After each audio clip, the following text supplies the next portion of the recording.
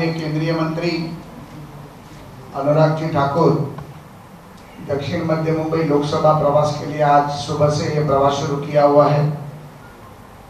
इस देश के प्रधानमंत्री जी के जन्मदिन के अवसर पर उन्होंने 2 जगह पर रक्तदान शिविर को भी जाकर उस संस्था को भेंट दी है।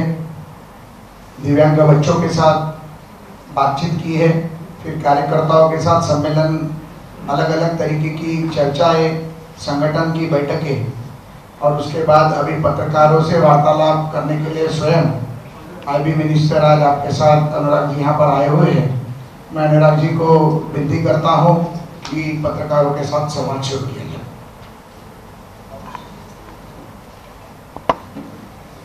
नमस्कार मित्रों, सबसे पहले तो मैं महाराष्ट्र की भूमि से देश के यशस्वी प्रधानमंत्री आदरणीय नरेंद्र मोदी जी को उनके जन्मदिवस के अवसर पर बहुत बहुत शुभकामनाएं और बधाई देता हूं। देश के कोने कोने में सेवा सप्ताह मनाया जा रहा है, सेवा पखवाड़ा मनाया जा रहा है।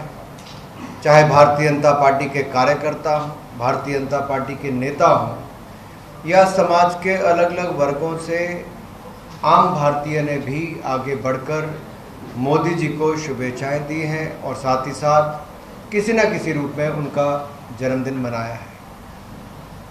मोदी जी आज न केवल भारत के बल्कि दुनिया के सबसे लोकप्रिय नेता हैं और हमें गर्व है कि उनके नेतृत्व में देश आगे बढ़ रहा है। मैं आज दक्षिण मध्य मुंबई के लोकसभा क्षेत्र में आया हूँ। 2 दिन का प्रवास है। इससे पहले मैं कल्याण लोकसभा क्षेत्र में गया था और वहाँ पर भी चाहे कल्याण हो, डोंबिवली हो, अंबरनाथ हो, उल्लासनगर हो, इन सब का दौरा भी किया और वहाँ पर भी अधिकारियों से बैठक की। कल्याण के विकास के लिए अधिकारी कर्मचारियों का जो रवैया था पिछले 3 वर्षों में, हमने उसको भी उजागर किया और उनको ये भी कहा कि अगले 2 वर्षों में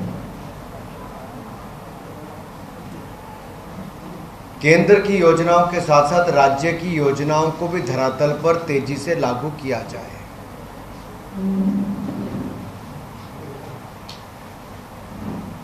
दक्षिण मध्य मुंबई के इस लोकसभा क्षेत्र में भी अब से कुछ देर में अधिकारियों के साथ बैठक है, लेकिन उससे पहले मैं, जैसा कहा गया, चाहे ब्लड डोनेशन कैंप हो, संगठन के अलग अलग मोर्चों के साथ, लाभार्थियों के साथ, राष्ट्रीय स्वयंसेवक संघ के अधिकारियों के साथ या बाकी संगठनों के साथ, विचार परिवार के आज जो बैठकें हुई, इसी दिशा में हुई कि भारतीय जनता पार्टी को जमीनी स्तर पर और कैसे बल मिले, हर बूथ पर भाजपा कैसे मजबूत हो, मोदी सरकार की नीति और कार्यक्रमों को जन जन तक कैसे पहुंचाया जाए और डबल इंजन की सरकार का डबल लाभ महाराष्ट्र की जनता को कैसे मिले, उस दिशा में बात भी की गई। यही नहीं, लाभार्थियों से जब चर्चा हुई तो मैं मन ही मन में सोच रहा था, एक मुस्लिम बहन जब वो उठी कहने के लिए, उसने कहा मुझे आशाताई के माध्यम से पता चला कि शौचालय हमें भी मिल सकता है। बीएमसी के कार्यालय गई, फॉर्म भरा, मेरे साथ साथ 40 महिलाएं चल पड़ी कि मुझे भी शौचालय चाहिए। जो 40 साल से बाहर खुले में जा रही थी, उनको 40 दिनों के अंदर 40 महिलाओं को 40 शौचालय की स्वीकृति हो जाती है। न जाने ऐसी करोड़ों बहनों की जिंदगी में कितना बड़ा बदलाव पूरे देश भर में आया है। लेकिन शहरी क्षेत्र में रहने वाली महिला पर क्या बीतती होगी, कहाँ जाती होगी, कैसे जीवन व्यतीत करती होगी। किसी ने अपने उज्ज्वला योजना की बात कही तो किसी ने शौचालय से लेकर आयुष्मान भारत योजना में 5 लाख का इलाज भी मुफ्त में मिला तो आंखों में आंसू भी उनके आ गए। तो सही मायने में लगता है कि पिछले 8 वर्षों में जो मोदी जी की सरकार ने किया वो उन गरीबों के कल्याण के लिए, जिन गरीबों को वोट बैंक तो कई सरकारों ने बनाया था लेकिन कल्याण करना भूल गई थी, उन गरीबों के कल्याण पे भी हमने काम किया और आगे और करने वाले हैं। अभी तो दौरे की शुरुआत है। मूलतः संगठन को कार्यकर्ताओं से मिलना, मजबूत करना, नए लोगों को जोड़ना, युवा मोर्चा, महिला मोर्चा से लेकर अलग अलग मोर्चाओं में लोगों को जोड़ना, और पार्टी के जो वरिष्ठ नेता हैं जिन्होंने वर्षों तक पार्टी की सेवा की और आज उतने एक्टिव नहीं भी हैं, हम उनसे भी मिलने का कार्यक्रम अगले दौरे में करेंगे ताकि उनसे भी बैठकर समझा जाए और क्या क्या किया जा सकता है। मैं आज एक तरफा नहीं बोलना चाहता, आपके मन में कई विचार आ रहे होंगे, तो floor is open for you, you can ask any question what ever you want, one by one. ITV USA. So downstairs, before we were thrown out, you were mentioning, begun to mention UCC, Union Council. Would you like to elaborate on that? I couldn't hear what you said after that. देखिए, Bharatiya Janata party ने जो अपने दृष्टि पत्र में जब भी कुछ कहा उसको एक एक करके पूरा करने का काम किया, और भारतीय जनता पार्टी देश में एक ऐसा राजनीतिक दल है जो कार्यकर्ता के बलबूते पर चलता है, जिसमें नेता आते जाते हैं लेकिन कार्यकर्ता संगठन को मजबूत करता है और कार्यकर्ता ही प्रधानमंत्री के पद पर, राष्ट्रीय अध्यक्ष के पद पर और विभिन्न पदों पर पहुंचता है। और इसी कार्यकर्ता की ताकत के बल पर आज भारतीय जनता पार्टी दुनिया का सबसे बड़ा राजनीतिक दल बना है। हमने जो मूल विचार जनसंघ के समय से भारतीय जनता पार्टी तक जो भी थे एक एक करके उनको पूरा करने का काम किया। जहां एक और गरीबों के कल्याण के लिए, उद्योग के विस्तार के लिए, इंडस्ट्रियलाइजेशन के लिए, शहरी विकास के लिए, मूलभूत सुविधाओं के लिए काम किया, वहीं आत्मनिर्भर भारत का सपना भी सच करने का काम भारतीय जनता पार्टी, मोदी सरकार ही कर रही है। और एक आपदा के समय भी देश को संकट से बाहर निकालने का काम एक अपने आप में उदाहरण दुनिया के लिए बना। 130 करोड़ की आबादी को वैक्सीनेशन करना, पीपी किट्स बनाना, देश और दुनिया भर को मेडिसिन से लेकर वैक्सीन तक सप्लाई करना, ये अपने आप में छोटी घटना नहीं थी। 370-35 से 70 साल से नहीं गया था मोदी सरकार आने के बाद, उससे मुक्ति सदा सदा के लिए दिला दी। ट्रिपल तलाक से मुस्लिम बहनों को निजात दिला दी। राम मंदिर का निर्णय समय पर हुआ और भव्य राम मंदिर का निर्माण भी अगले साल पूरा हो जाएगा। ये सारी वो बातें हैं जो भारतीय जनता पार्टी ने कही भी और एक एक करते समय रहते सब हो रहा है। उत्तराखंड हो, हिमाचल हो, बाकी राज्य हो, कुछ राज्यों ने इसको किया भी है। सबसे दूसरा ऐसा है कि आपने भी थोड़ी देर बाद कहा कि डबल इंजन की सरकार है, अर्थात केंद्र की सरकार की बीजेपी और शिवसेना की, लेकिन जब वेदांता जैसे फैक्शनल जैसे लोग गुजरात चले जाते हैं तो विरोधी पक्ष हो या जो युवा है जिसमें आज तक की रोजगार को मिलता वो पूरे तौर पर सामने आते हैं, विरोध करते हैं सरकार की, लेकिन सरकार उस लान नहीं पाई पड़ा। किसी किस तरह देखते हैं, केंद्र से किस तरह से। आज वो लोग भी बोलने शुरू हुए जिनके पास 3 वर्ष तक यहाँ पर सत्ता थी।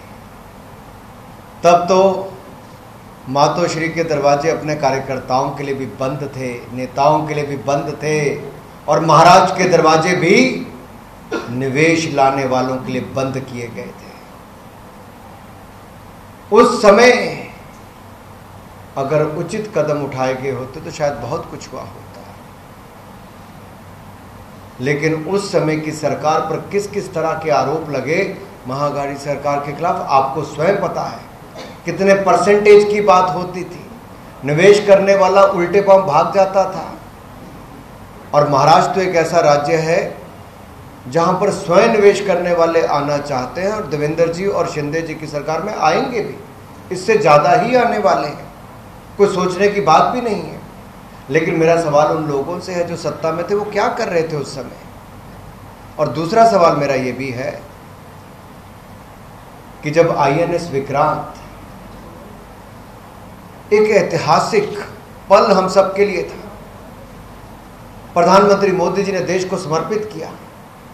उसमें बड़ी बात यह थी कि शिवाजी महाराज का अष्टकोण वाला हमारे फ्लैग का हिस्सा बना। आईएनएस विक्रांत पर देखा जाए,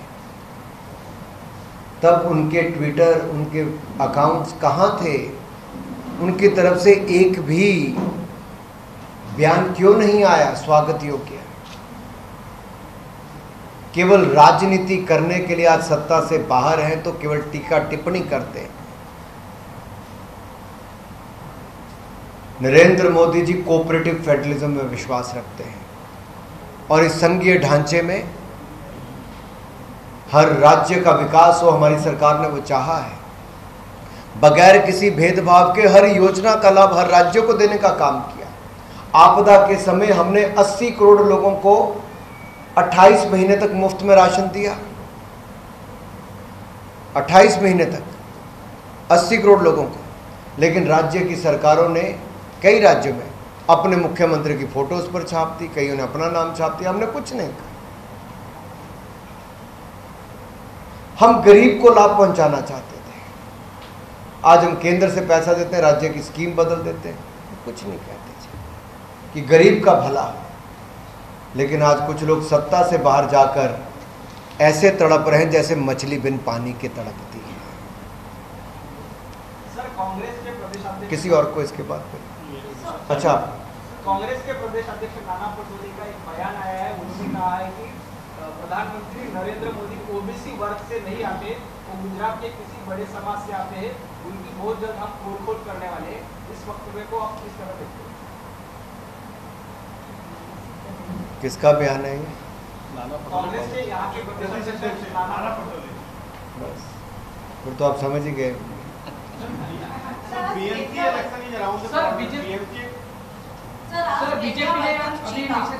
और जो लोग मोदी जी को किसी केवल एक वर्ग के साथ जोड़कर देखते हैं, कांग्रेस अपनी गलतियों से आज तक सीखी नहीं, मुझे लगता है। अंग्रेज चले गए लेकिन उनकी सोच पर कांग्रेस आज भी चल रही है। बांटो और राज करो। कभी जाति धर्म संप्रदाय के नाम पर जिन्होंने वोट मांगे थे, जब नरेंद्र मोदी जी गुजरात में थे तो सोनिया जी ने क्या कहा था और उल्टा पड़ा था।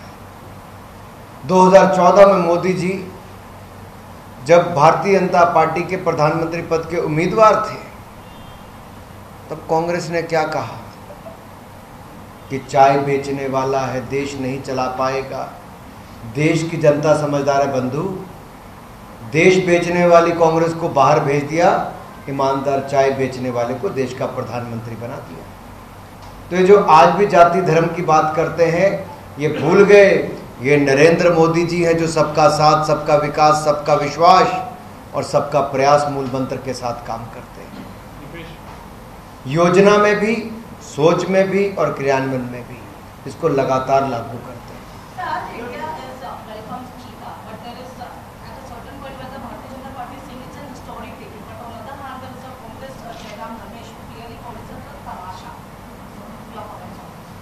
जो खुद तमाशा बन गए हों उनको तमाशा ही लगेगा। जिनके 60 साल के राज्य में चीता लुप्त हो गया हो, टाइगर्स की संख्या कम हो गई हो, वाइल्ड लाइफ का क्या हाल होता था आप सबके सामने है। आज आप आंकड़े देखिए किसी भी क्षेत्र में, मैं एग्जैक्ट तो नहीं बता सकता लेकिन शायद टाइगर 2200 थे तो बढ़कर वो 2900 से ज़्यादा हो गए। लायन की जितनी संख्या थी लगभग उससे 30-40% वो बढ़े। इसी तरह से ही अब चीता 8 तो आए हैं, 8 से 60 और उससे ज़्यादा होते समय नहीं लगेगा, हम इसका पूरा ध्यान रखेंगे। और जो उस समय जिन विभागों के मंत्री थे देश के विकास रोकने का क्या काम किया, तो जरा रिकॉर्ड खंगालोगे तो पता लगेगा तमाशा कब था। सर, महाराष्ट्र में बीजेपी मिशन 45 लेकर आगे चल रही है, जबकि लोकसभा की सीटें 48 हैं। तो क्या ये 45 सीटें बीजेपी अकेले के दम पर लड़ेगी या अपने सहयोगी दल के इसमें जोड़े जा रहे हैं? भारतीय जनता पार्टी महाराष्ट्र में गठबंधन में है। शिंदे जी, देवेंद्र फडणवीस जी दोनों मिलकर पूरी ईमानदारी के साथ महाराष्ट्र के विकास के लिए दिन रात एक करके काम कर रहे हैं। हमने 2014 में भी 2019 में भी गठबंधन के ही उम्मीदवारों को जिताने का काम किया। वो किसी भी सीट पर होंगे, भारतीय जनता पार्टी ने पूरी ताकत के साथ काम किया। और मैंने पहले कहा, भाजपा कार्यकर्ताओं की पार्टी है, संगठन के बल पे आगे बढ़ती है। और मैं केंद्रीय मंत्री होने के नाते भी अगर महीने में 5 दिन संगठन के लिए निकाल कर जमीन पर काम कर रहे हैं तो हमें पता है जनता से फीडबैक भी कैसे लेनी है और संगठन को मजबूत कैसे करना है और केंद्र की योजनाओं को धरातल पर उतारने के लिए क्या करना है। इससे दोनों लाभ है, फीडबैक भी है और बेटर इम्प्लीमेंटेशन भी है। संगठन मजबूत भी होता है और सरकार तक आपकी आवाज़ भी पहुंचती है। ये मोदी सरकार में ही संभव है। राहुल गांधी की जो यात्रा शुरू हुई भारत जोड़ो यात्रा, असर नजर आ रहा है? हो गई, शुरू हो गई है, हो गई ना। कौन सा भारत जोड़ने की बात कर रहे हैं? जो भारत को टुकड़ों में देखते होंगे वही जोड़ने की बात कर सकते हैं। जिनकी पार्टी में टुकड़े टुकड़े गैंग होंगे वही भारत को जोड़ने की बात कर सकते हैं। और जो टुकड़े टुकड़े गैंग के साथ खड़े थे वही सोच के साथ आगे चल सकते हैं। जो कभी उनका समर्थन करने गए थे, जो पोस्टर लगाते थे, a country without a post office, एक ऐसा देश जिसका नामो निशान ना हो। ये जेएनयू में जब नारा लगता था कि भारत तेरे टुकड़े हों हजार, इंशाअल्लाह इंशाअल्लाह, उनके साथ खड़े होने भी राहुल गांधी जी और कांग्रेस के यही नेता गए थे। ये कभी टुकड़े टुकड़े गैंग के साथ खड़े थे, आज उन टुकड़े टुकड़े वालों को देश को जोड़ने की बात करते हैं। इससे बड़ा मजाक क्या हो सकता है साहब? देश की आंखों में धूल झोंकने का काम करना चाहते हैं। इसी कारण इनको उत्तर प्रदेश से जब हार मिली और वायनाड गए तो वहां जाकर कह दिया उत्तर प्रदेश के लोगों को अकल नहीं, तो उन्होंने बता दिया उत्तर प्रदेश के चुनाव में भारतीय जनता पार्टी योगी आदित्यनाथ मोदी जी की सरकार को वापस बना दिया।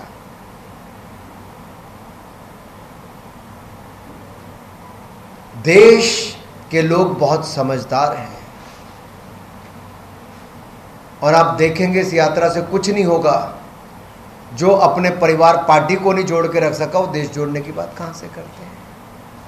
Sir, PMC and other state body elections are around the corner. We also had a meeting with Mahila Morcha, Yuva Morcha, and also party workers. What's the reaction about the agenda of the party for the PMC and other elections?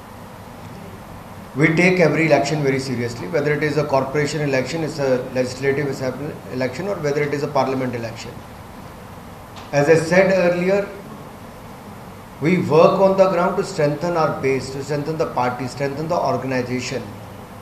Whenever the opportunity comes, whether we are fighting in a coalition in certain states we are fighting on our own.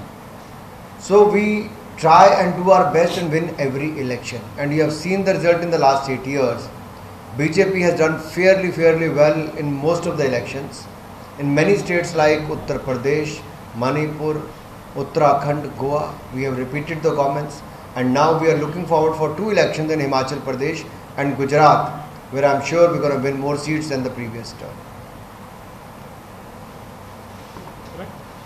दूसरा sir, Aditya Thackeray ने थोड़ी देर पहले एक प्रधानमंत्री जी को tweet करते हुए रणनीति बधाई दी है। एक गुड जेस्चर की तरह देखते हैं आप, क्योंकि एक बार तो नीतियों का सरेआम देखिए, राजनीति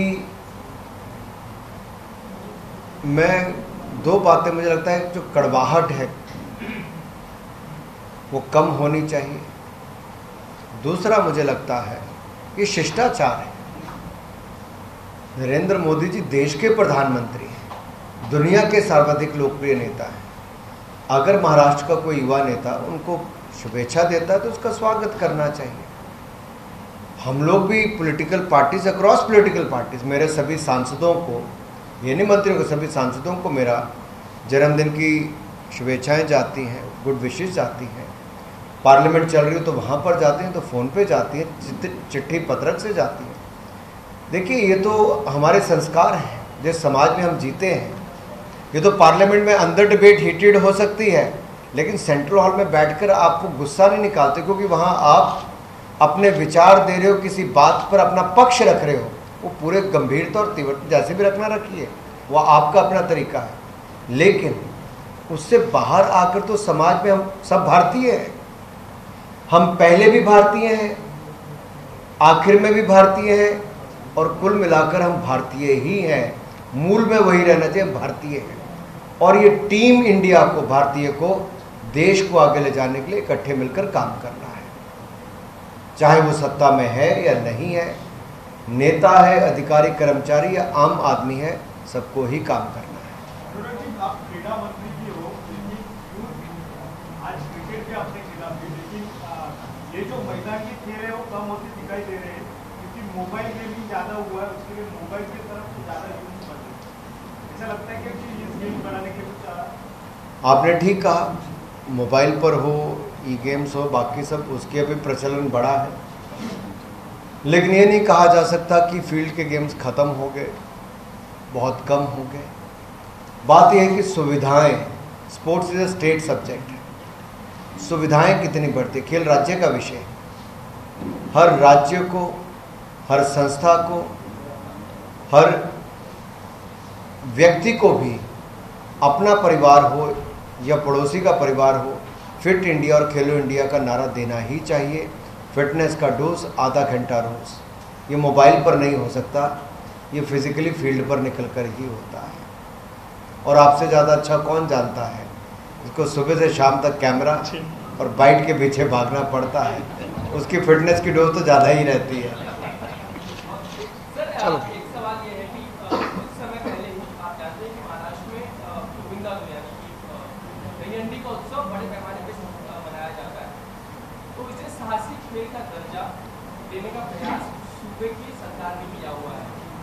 वैसे वो कानून में बदलाव आ रहा है, आपको लगता है कि इसे इंटरनेशनल लेवल पे इसे ले जाया जा सकता है? सरकार जो प्रयास कर रही है उसे केंद्र से इस तरह का पत्र व्यवहार इस बीच हुआ है क्या, और संभव है आपको लगता है कि इंटरनेशनल लेवल? देखिए, कुछ दिन पहले जब मेरी देवेंद्र जी से मुलाकात हुई थी तो मैंने कहा दही हांडी उत्सव आपका बहुत बड़ा होता है, लेकिन पिछले कुछ वर्षों में बहुत छोटी छोटी संख्या में आकर बहुत छोटे छोटे आयोजन हुए, तो उनके मन में कल्पना थी कि इस बार बड़ा किया जाए, और इस बार धूम से उसको मनाया गया, बहुत भव्य आयोजन हुए, एक बार फिर वापस रौनक देखने को मिली। और मुझे तो लगता है ये अपने आप में इतना आकर्षित करने वाला है कि जिसकी कल्पना नहीं की जा सकती। मलखम दूसरा खेल ऐसा है जहाँ पर मलखम को भी अगर आप देखें, हमने नेशनल गेम्स में गटका हो, थांगटा हो, कलारीपट्टू हो, या फिर ये अपना मलखम हो, इन सबको शामिल किया है। योग हो, ट्रेडिशनल गेम्स को बढ़ावा देने का काम मोदी सरकार में हुआ है, और हम ये प्रयास कर रहे हैं कि अलग अलग राज्यों में जहाँ पर इस तरह के गेम ज़्यादा खेले जाते हैं, एक राज्य ने कुछ और राज्यों में भी, और जिनमें पोटेंशियल है कि आगे बढ़ें, तो पहले उसको राष्ट्रीय स्तर पर, यानी कि अभी वो क्षेत्रीय स्तर पे है, क्षेत्रीय से राष्ट्रीय, फिर राष्ट्रीय से अंतर्राष्ट्रीय स्तर पर ले जाने का काम करेंगे। योग है, क्षेत्रीय से राष्ट्रीय था, या आप कह लीजिए भारत में था, लेकिन अंतर्राष्ट्रीय बनाने का काम नरेंद्र मोदी जी ने किया।